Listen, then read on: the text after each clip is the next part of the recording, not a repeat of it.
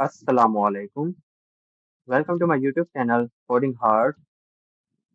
दोस्तों, आज के इस ट्यूटोरियल में मैं आपको बताऊंगा कि हम एचटीएमएल के अंदर कौन कौन से टेक्स्ट फॉर्मेटिंग टैग्स का इस्तेमाल करके हमारी वेबसाइट को क्रिएट कर सकते हैं।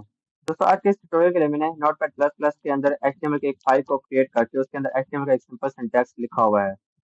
अगर किसी को नहीं पता कि एचटीएमएल का सिंपल सिंटैक्स हम कैसे लिख सकते हैं, तो इसके लिए भी मैंने एक अलग से ट्यूटोरियल बना रखा है, जो कि मेरे यूट्यूब चैनल पर जाके आप देख सकते हैं।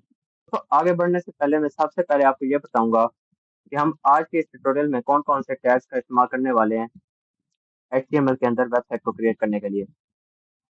फॉर एग्जांपल के तौर पर हम एक बुक को रीड करते हैं, तो उसके अंदर अलग टॉपिक्स के लिए अलग-अलग हेडिंग्स होती हैं और हेडिंग्स के साथ पैराग्राफ्स भी होते हैं।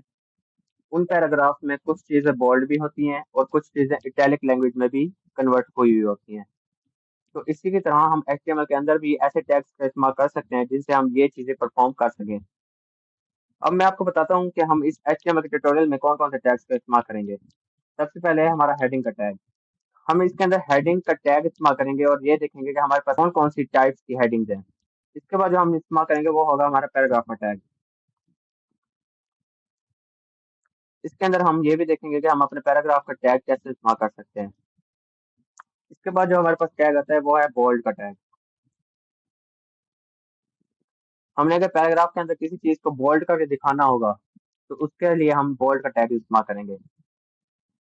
इसके बाद हम यूज़ करेंगे इटैलिक का टैग। इटैलिक टैग हम तब यूज़ करेंगे जब हमें किसी भी टेक्स्ट को इटैलिक स्टाइल में दिखाना होगा। इसके बाद जो हमारा टैग आएगा वो होगा अंडरलाइन। अब हमें हेडिंग को भी अंडरलाइन करना होगा हमारी वेबसाइट के अंदर, तो उसके लिए हम यूज़ करेंगे अंडरलाइन का टैग। इसके बाद जो हमारा टैग आएगा वो होगा स्ट्राइक थ्रू।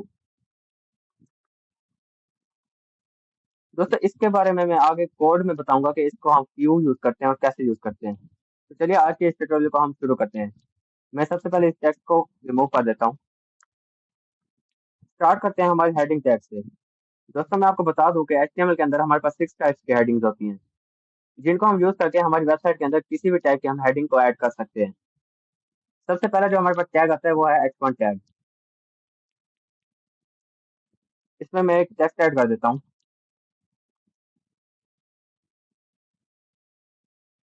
अब इस फाइल को सेव करते हैं और इस फाइल को अपने ब्राउज़र पर रन करते हैं। दोस्तों, आप देख सकते हैं हमारे पास ये फाइल ओपन होके आ गई है, जिसका हमने टाइटल भी यहाँ पे ऐड किया था और आप देख सकते हैं हमारे पास H1 की हेडिंग भी तैयार होके आ गई है। अब हम ऐड करेंगे इसके अंदर दूसरी हेडिंग।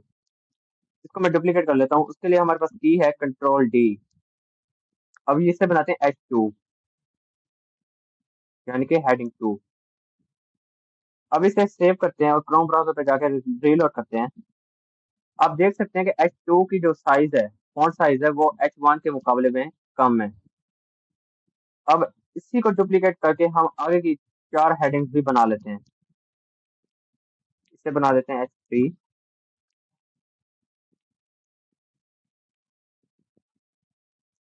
H4,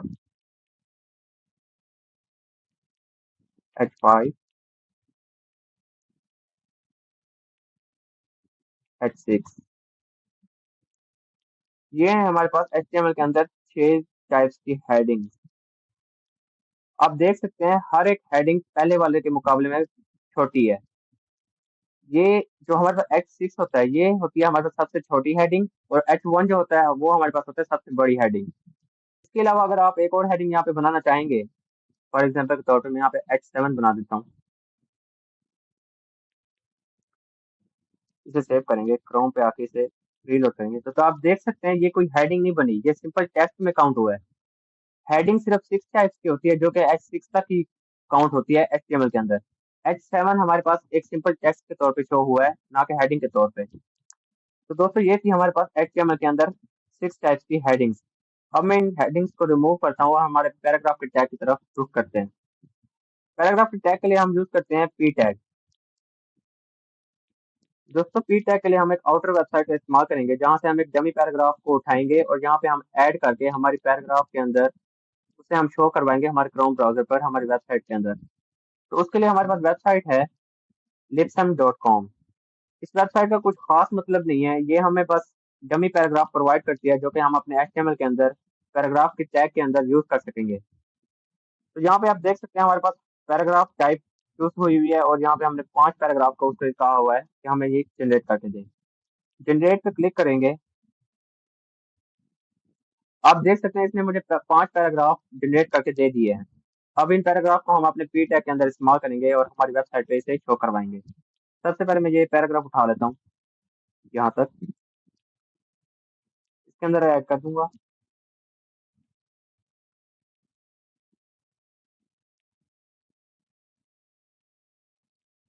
अब इस फाइल को हम सेव करते हैं और हमारे क्रोम ब्राउज़र पे आके इसे रीलोड करते हैं। आप देख सकते हैं हमारे पास यहाँ पे एक पैराग्राफ ऐड हो चुका है। अब इस पैराग्राफ के टैग को मैं दोबारा से कॉपी कर लेता हूँ और नीचे आके हमारे बॉडी टैग के अंदर एक और पैराग्राफ ऐड कर लेता हूँ। यहाँ से फाइल को सेव करते हैं और क्रोम ब्राउज़र पे आके इसे रीलोड करते हैं। आप देख सकते हैं यहाँ पे अब हमारे पास 2 पैराग्राफ ऐड हो चुके हैं। हम जितने चाहें उतने पैराग्राफ के टैग्स हम ऐड कर सकते हैं हमारे HTML के अंदर। और आप देख सकते हैं ये पैराग्राफ का खुद का बाय डिफॉल्ट स्पेस है जो एक पैराग्राफ से दूसरे पैराग्राफ के दरमियान क्रिएट हो रहा है, जिससे हमें रिप्रेजेंट होता है कि ये पैराग्राफ इस पैराग्राफ से अलग है। दोस्तों पैराग्राफ के टैग के बाद जो हमारा यूज होता है वो है हमारा बी टैग। फॉर एग्जाम्पल के तौर पे अब मैं इस पैराग्राफ की फर्स्ट लाइन को बोल्ड करके दिखाना चाहता हूँ, तो इसके लिए हम यूज करेंगे बी टैग। उसी सेक्शन के स्टार्ट पर हम बी टैग स्टार्ट करेंगे जिसको हमने बोल्ड करना होगा, और उसी सेक्शन के एंड पर हमने बी टैग को क्लोज करना होगा जिसको हमने बोल्ड करना होगा। हम ऐसा नहीं कर सकते कि हमने बी टैग स्टार्ट यहाँ से किया इस सेक्शन के स्टार्ट से जिसको हमने बोल्ड करना है, और बी टैग को एंड करें हम पैराग्राफ के टैग के क्लोज होने के बाद। हम उसी सेक्शन के एंड में ही बी टैग को क्लोज करेंगे जहां तक हमने बोल्ड करना है। अब इस फाइल को मैं यहाँ पे सेव करता हूँ और क्रोम पे आके इसे रीलोड करता हूँ, तो आप देख सकते हैं हमारे पास उस सेक्शन को बोल्ड करके दिखा दिया गया है जिसको हमने सेलेक्ट किया था। अब फॉर एग्जाम्पल के तौर पे मैं इस दूसरे पैराग्राफ की इस लाइन को बोल्ड करना चाहता हूँ, उसी की तरह हमने यहाँ पे भी बी टैग को स्टार्ट करना है और उसी सेक्शन के एंड में बी टैग को क्लोज भी कर देना है। सेव करेंगे, रीलोड करेंगे, तो आप देख सकते हैं हमारे पास वही सेक्शन बोल्ड होके आया है जिसको हमने सिलेक्ट किया था। इसके बाद जो हमारे पास टैग आता है वो है इटैलिक का टैग। अब हमने किसी भी टेक्स्ट को इटैलिक करना है तो उसके लिए हम एक आई का टैग इस्तेमाल करते हैं। फॉर एग्जाम्पल के तौर पे मैं इस टेक्स्ट को इटैलिक करना चाहता हूँ, तो इस टेक्स्ट के स्टार्ट पे मैं लगाऊंगा आई का टैग। ये हमारा स्टार्ट टैग हो गया और ये होगा हमारा एंड टैग। अब इस फाइल को सेव करता हूँ और इस इधर आके रीलोड करता हूँ, तो दोस्तों आप देख सकते हैं ये हमारा जो टेक्स्ट हमने सेलेक्ट किया था ये इटैलिक लैंग्वेज में कन्वर्ट हो गया है। ये हमारे पास सिंपल फॉन्ट है और ये हमारे पास इटैलिक फॉन्ट है। इटैलिक का टैग बस टेक्स्ट की स्टाइलिंग को चेंज करने का होता है, फॉन्ट को चेंज करने का होता है, और इसका और कोई भी इस्तेमाल नहीं है। इसके बाद जो हमारे पास टैग आता है वो है अंडरलाइन टैग। अंडरलाइन टैग तकरीबन हम यूज करते हैं हमारी हेडिंग को अंडरलाइन करने के लिए, तो यहाँ पे भी हम वैसे ही करेंगे। मैं इस हेडिंग को अंडरलाइन करके दिखाता हूँ कि हम अंडरलाइन टैग के साथ इसको अंडरलाइन कैसे कर सकते हैं। इसके लिए मैं इस टैग के अंदर ही लूंगा यू टैग, इसी के अंदर ही इसे क्लोज भी करूंगा। अब इस फाइल को सेव करते हैं, क्रोम पे आके इसे रीलोड करते हैं। आप देख सकते हैं कि हमारी हेडिंग जो है वो अंडरलाइन हो गई है। हम किसी भी टेक्स्ट को अगर हमने अंडरलाइन करना होगा तो उसके लिए हम यू टैग का इस्तेमाल कर सकते हैं हमारे HTML के अंदर। फॉर एग्जाम्पल के तौर पे मैं एक और चीज को अंडरलाइन कर देता हूँ, इस टेक्स्ट को अंडरलाइन कर देता हूँ। इसके लिए मैं यहाँ पे भी यू का टैग लूंगा, इसी सेक्शन के एंड में यू का टैग क्लोज भी करूंगा। फाइल को सेव करूंगा, यहाँ पे रीलोड करूंगा, तो आप देख सकते हैं ये टेक्स्ट भी हमारे पास अंडरलाइन होके आ गया है। दोस्तों इसके बाद जो हमारे पास टैग आता है वो है हमारे पास strike through tag. Strike through के टैग की मैं आपको एग्जांपल दूं। फॉर एग्जांपल हम एक प्रीमियम एडिटिंग वेबसाइट को ओपन करते हैं और उसके अंदर हमें ऑप्शन दिया जाता है कि हम मुख्तलिफ प्लान्स को परचेज करके मुख्तलिफ ऑप्शंस की एक्सेस हासिल कर सकते हैं, और उन प्लान्स में हमें ऑप्शन भी बताए होते हैं जैसा कि प्रीमियम के अंदर हमें वो ऑप्शंस दिए जाते हैं जो कि बेसिक और स्टैंडर्ड में नहीं होते, लेकिन वो ऑप्शंस भी उन दोनों में मौजूद होते हैं और उन ऑप्शंस को कट किया होता है, जिससे हमें ये जाहिर होता है कि ये ऑप्शंस इन प्लान में मौजूद नहीं है। तो दोस्तों ऐसे हालात में हम स्ट्राइक थ्रू का टैग इस्तेमाल करते हैं। तो आइए दोस्तों, अब मैं आपको प्रैक्टिकली करके दिखाता हूँ कि हम इसे कैसे यूज करते हैं। फर्ज किया हमने इस टेक्स्ट के ऊपर स्ट्राइक थ्रू का टैग लगाना है, तो उसके लिए हम यहाँ पे टैग लेंगे, एस का टैग, जो कि रिप्रेजेंट करेगा कि ये स्ट्राइक थ्रू का टैग है। अब मैं इस फाइल को सेव करता हूँ, क्रोम ब्राउजर पे आके इसे रीलोड करता हूँ।